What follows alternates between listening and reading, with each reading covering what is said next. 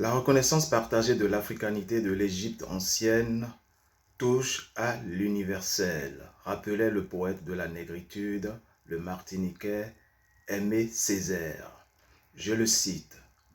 Les historiens ont toujours considéré l'Égypte comme une sorte de fête à part en Afrique.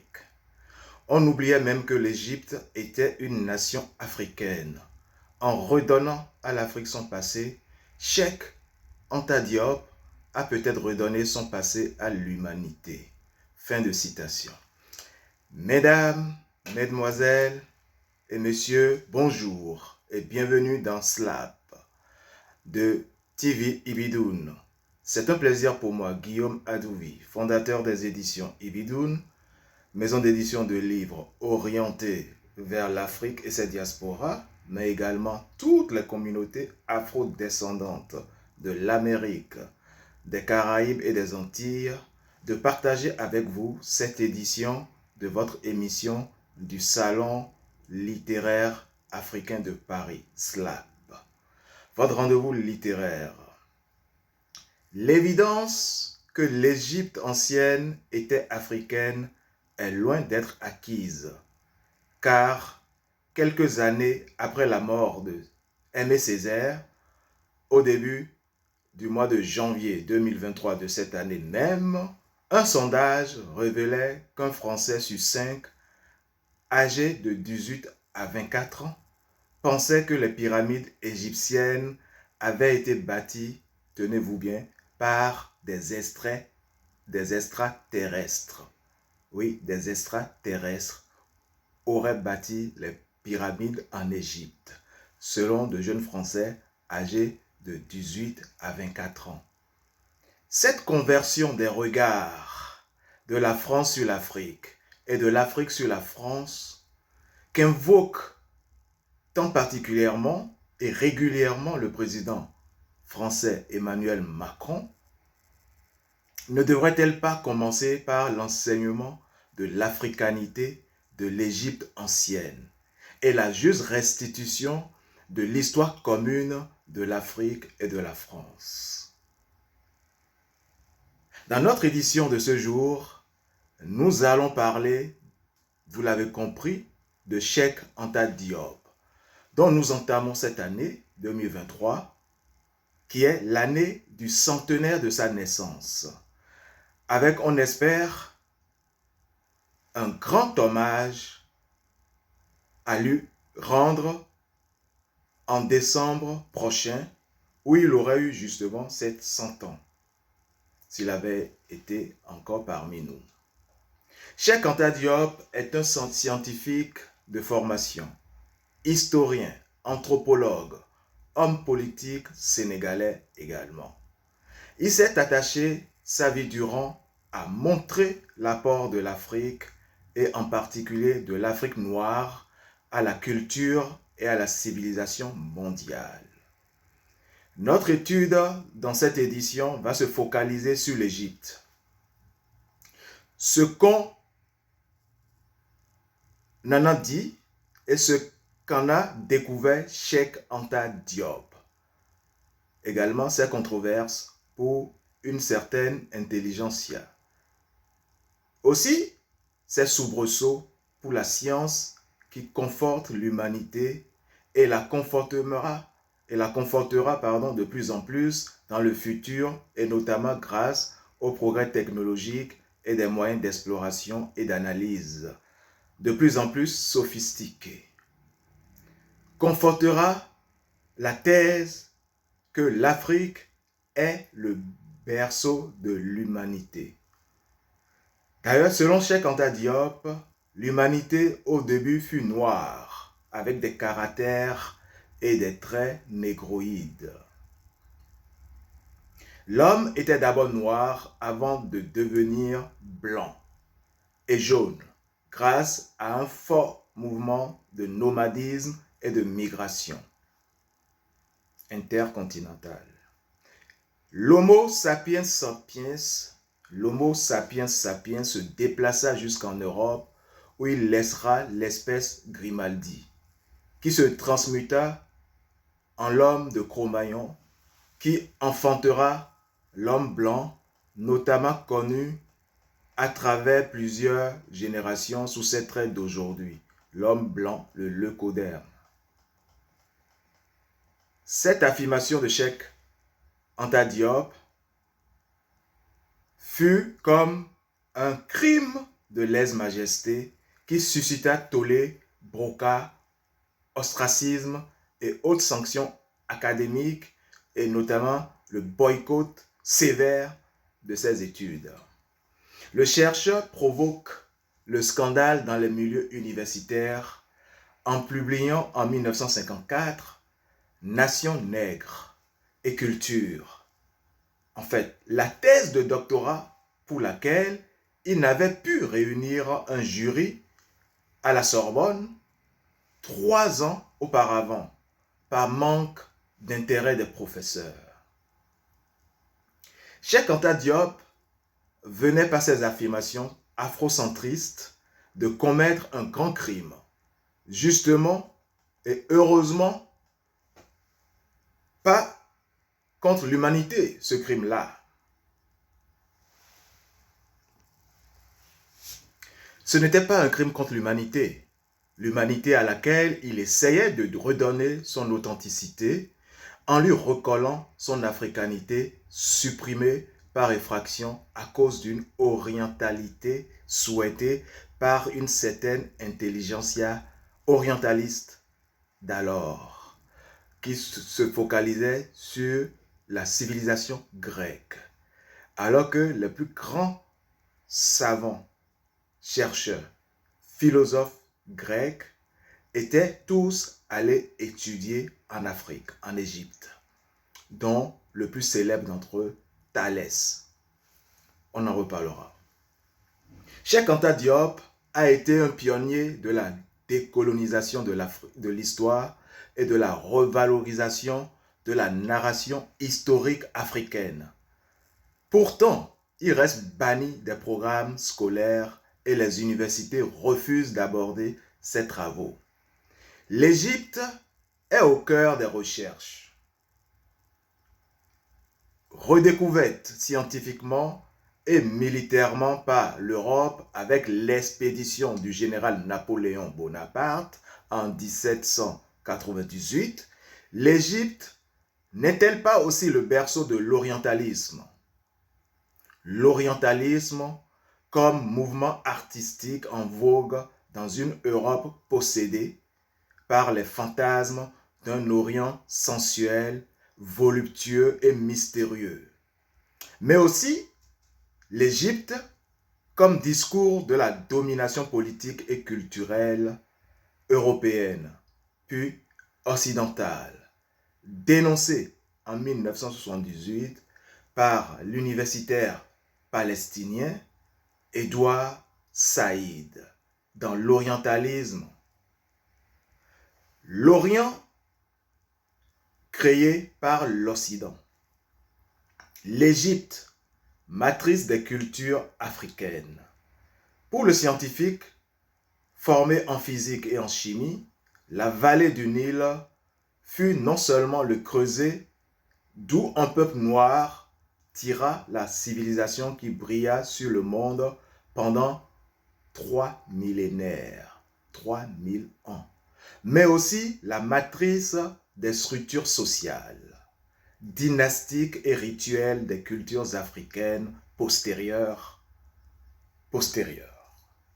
En témoignent selon Diop, Cheikh Anta Diop, de nombreuses parentés linguistiques et coutumières.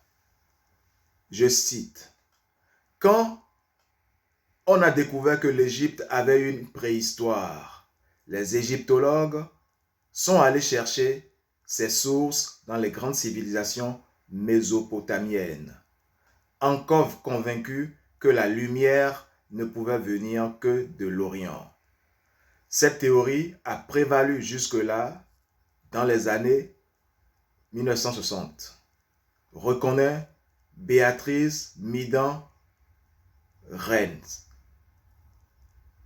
spécialiste de la préhistoire égyptienne et directrice de recherche émérite au Centre national de recherche scientifique, CNRS, français. À la création de l'Orient a répondu une création de l'Afrique, terre hors de l'histoire à laquelle l'Europe avait le devoir d'apporter la civilisation. L'Égypte, mère des sciences, des arts et de l'histoire, célébrée par Athènes et Rome, avant Paris et Londres, étudiée par des savants issus du sérail académique orientaliste, ne pouvait y être rattachée malgré son évidente appartenance géographique à l'Afrique. Détachée de son continent, érigée en monde autonome, fille du seul Nil, fécondée par l'Orient, l'Égypte a été placée à contresens sur la carte des cultures blanches, censée avoir amené la civilisation et la puissance à l'Europe, depuis l'Asie en passant par Athènes et Rome. C'est ça, la philosophie orientaliste. Ignorance et mépris. En 1908, alors que l'expansion coloniale s'accélère, le manuel Hachette, les éditions Hachette, des classes de 6e enseignaient ainsi, je cite, « On discute beaucoup de l'origine des Égyptiens. Les égyptologues les plus compétents, Monsieur Maspero en particulier, les tiennent pour un peuple de sang mêlé, mais où domine le sang sémitique, c'est-à-dire le sang des descendants de Sem, fils de Noé. Vous vous souvenez de Noé, l'âge de Noé, personnage biblique. Les Égyptiens seraient donc venus d'Asie, alors que les Grecs les croyaient venus d'Afrique, des pays du Sud et de l'Éthiopie. » Fin de citation. En 1954, Cheikh Anta Diop ramène sur le devant de la scène égyptologique ces témoignages d'époque d'occidentaux qui, d'Hérodote, le grec, à Strabon, grec aussi, mentionnent la peau noire et l'ascendance africaine des anciens Égyptiens. L'apport de Cheikh Anta Diop est d'avoir jeté un pavé dans la mare et forcé les milieux scientifiques à considérer cette question avec plus d'attention, ne serait-ce que pour tenter de la contredire, poursuit la paléontologue. Aujourd'hui, personne ne nie la très forte influence africaine sur la constitution de la civilisation égyptienne, ni son peuplement ancien, depuis la ceinture subsaharienne au moment de la remontée des moussons vers le nord, aux environs de 10 000 ans avant notre ère. Mais il faut relativiser et tenir également compte du rôle important qu'ont joué les cultures du Negev et du delta du Nil, tournées vers le Levant. Toujours l'orientalisme. L'Égypte pharaonique est une civilisation ancienne, élaborée en Afrique par des Africains. Ce qui semble aujourd'hui évident a longtemps été passé sous silence, voire ouvertement nié par l'égyptologie développée dans les laboratoires européens et occidentaux. Nous devons aux scientifiques, historiens, anthropologues et hommes politiques Cheikh Anta Diop d'avoir rendu à l'Afrique ce qui appartient à l'Afrique. S'appuyant sur des sources européennes, antiques et contemporaines, sur l'iconographie pharaonique, sur la linguistique, invoquant aussi la craniométrie, l'étude des groupes sanguins et de la pigmentation épidermique, Cheikh Anta Diop affirme que, je le cite, « Le fond de la population égyptienne était nègre à l'époque prédynastique et qu'il en était de même à la période dynastique. celle des pharaons, ou partout où le type racial autochtone est rendu avec un tant soit peu de netteté, il apparaît négroïde. Des traits négroïdes affichés. Les traits typiquement négroïdes des pharaons Namer, de la première dynastie, le fondateur même de la lignée des pharaons, Djéser, troisième dynastie, avec lui, tous les éléments technologiques de la civilisation égyptienne étaient déjà en place. D'ailleurs, Khéops, le constructeur même de la grande pyramide était de type camerounais. Et une des civilisations les plus anciennes, des peuplades les plus anciennes de l'Afrique, c'est celle du Cameroun, qui descendait directement des Égyptiens. Oui, c'est une vérité amère, mais c'est ça aujourd'hui. Donc, des traits montrent que toutes les classes de la société égyptienne appartenaient à la même race noire, souligne Cheikh Anta Diop. En 1960, la Sorbonne finit par octroyer à Cheikh Anta Diop le doctorat pour la thèse qu'il n'avait pu lui soumettre une décennie plus tôt, en 1959 et 51. Il n'empêche, le monde académique occidental comme égyptien l'a longtemps traité par l'ignorance et parfois par le mépris. Martin Bernal, professeur d'histoire à l'université américaine de Cornell, relance le débat dans les années 1990 avec le premier des 3 tomes de Black Athena, les racines afro-asiatiques de la civilisation classique, paru en 1987, un an après la mort de Cheikh Anta Diop. Pour son auteur, la civilisation grecque, considérée comme étant à l'origine de la civilisation occidentale, est le fruit d'une période de colonisation égyptienne et phénicienne, c'est-à-dire afro-asiatique.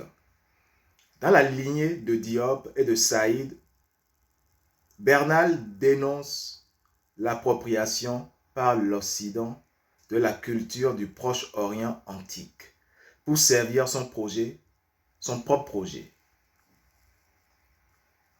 L'Égypte comme une civilisation.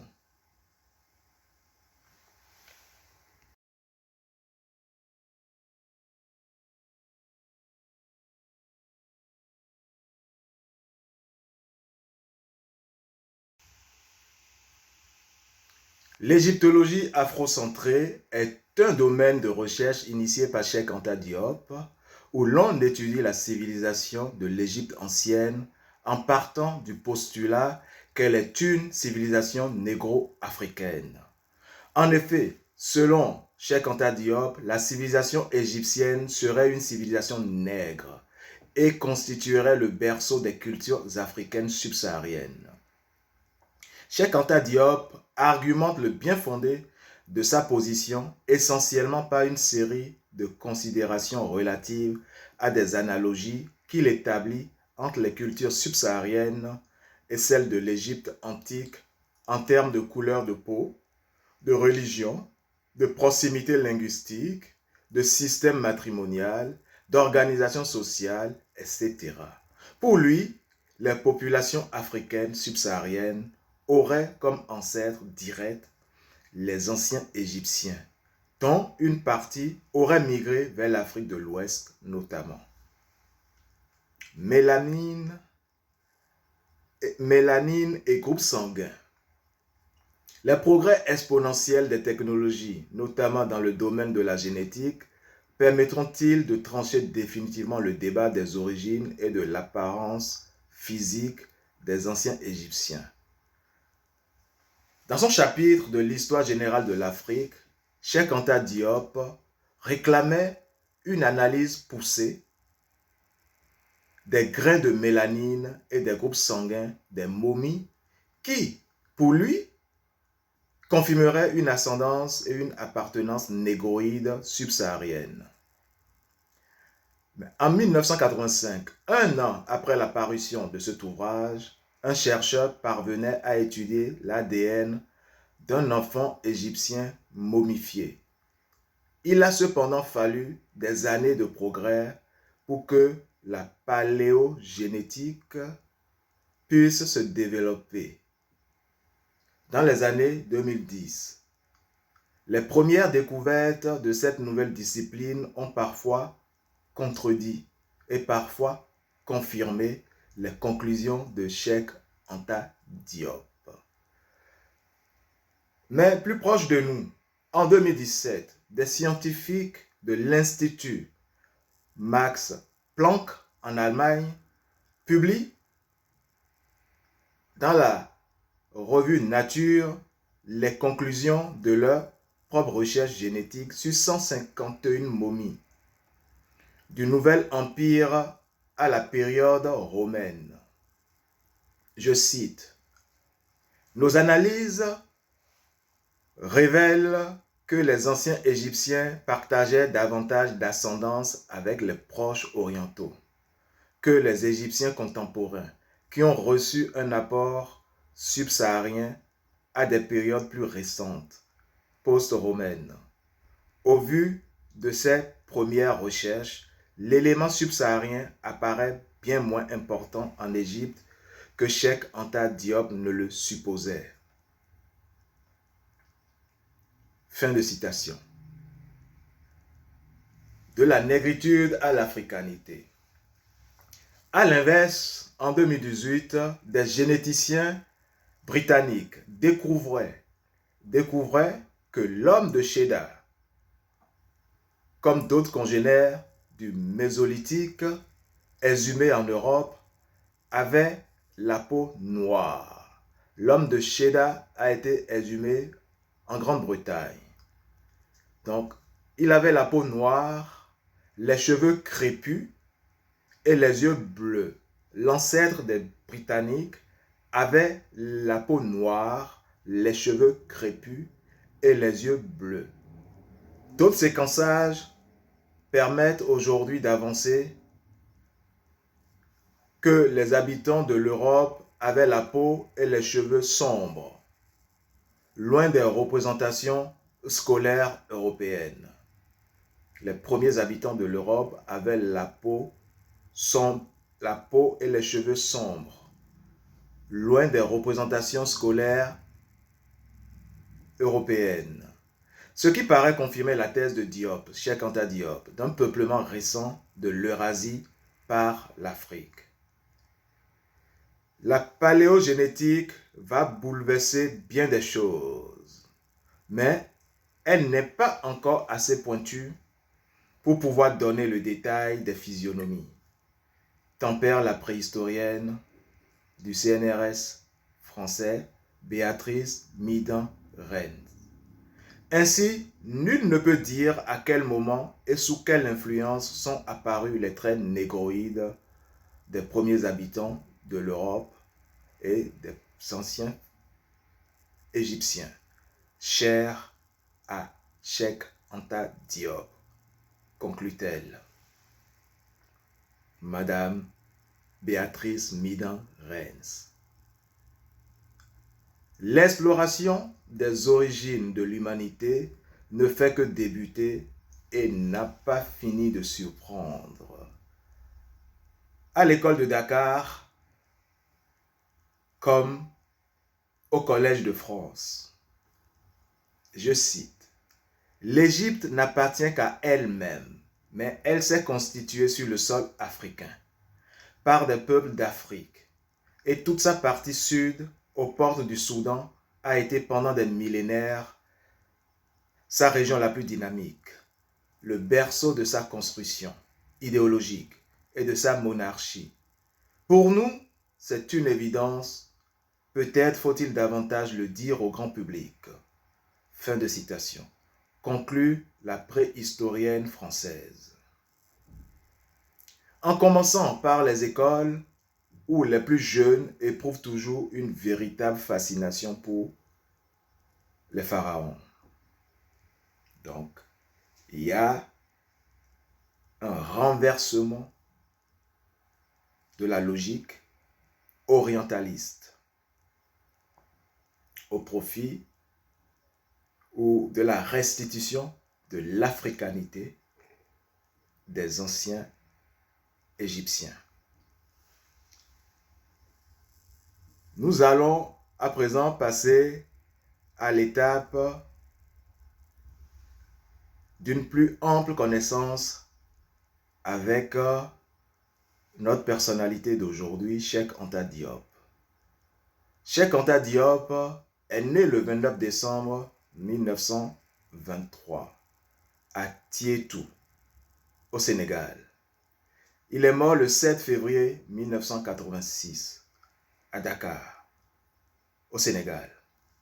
Sa famille est d'origine aristocratique wolof.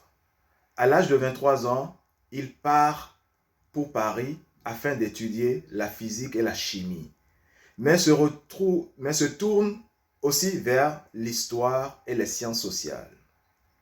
Il suit en particulier les cours de Gaston Bachelard et de Frédéric Joliot-Curie. Il adopte un point de vue spécifiquement africain face à la vision de certains auteurs de l'époque selon laquelle les Africains sont des peuples sans passé. En 1951, Cheikh Anta Diop prépare sous la direction de Marcel Griaule une thèse de doctorat à l'Université de Paris, dans laquelle il affirme que l'Égypte antique était peuplée d'Africains noirs et que la langue et la culture égyptienne se sont ensuite diffusées dans l'Afrique de l'Ouest et notamment dans une partie de l'Afrique centrale. Je parlais du Cameroun tout à l'heure. Des études sérieuses ont approuvé aussi des similitudes entre le peuple camerounais et les anciens de l'Égypte. Cheikh Anta Diop ne parvient pas toutefois dans un premier temps à réunir un jury, mais d'après Doué Nyonsoa, sa thèse rencontre un grand écho sous la forme d'un livre, Nation nègre et culture, publié en 1954.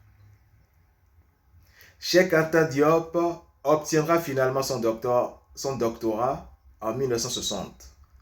Diop met à profit sa formation pluridisciplinaire de scientifique, chimiste, physicien et d'historien pour combiner plusieurs méthodes d'approche.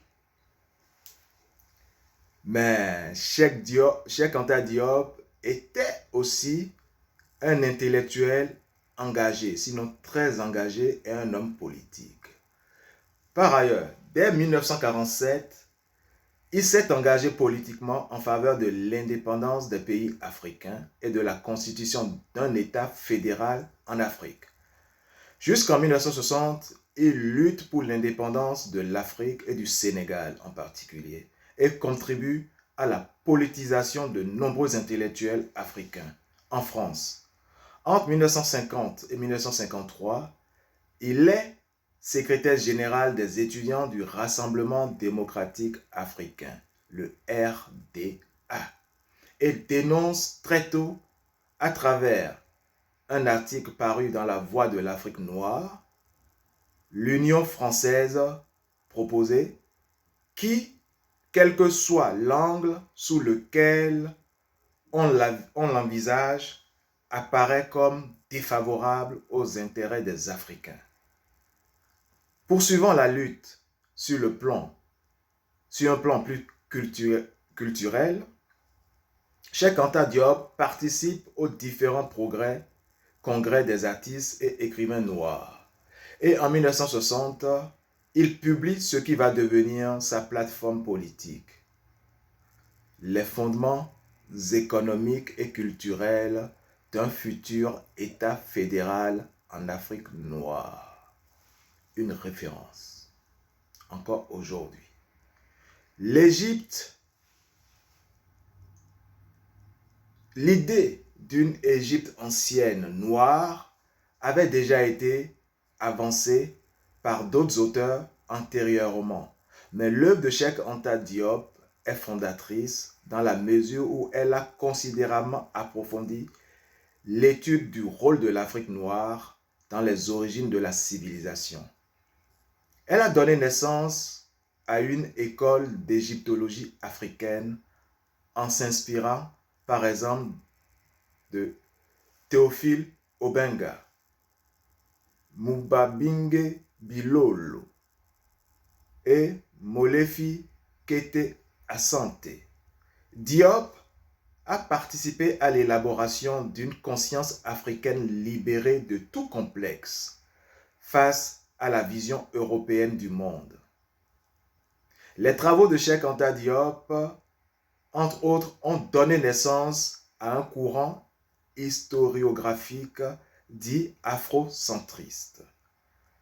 Sur le plan linguistique, il a initié l'étude diachronique des langues africaines et a défriché l'histoire africaine précoloniale, c'est-à-dire hors période pré-égyptienne, qui a été largement commentée.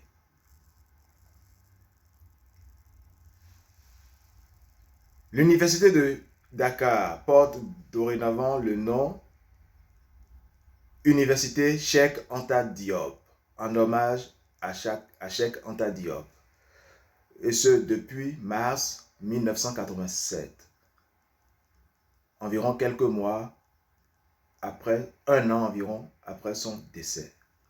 Le 8 février 2008, le ministre de la Culture du Sénégal, Mame Biram Diouf, inaugure un mausolée perpétuant la mémoire du chercheur à Tietou, son village natal où il repose. Ce mausolée figure sur la liste des sites et monuments classés du Sénégal. Une plaque commémorative lui rend hommage au 31 rue des Écoles dans le 5e arrondissement de Paris.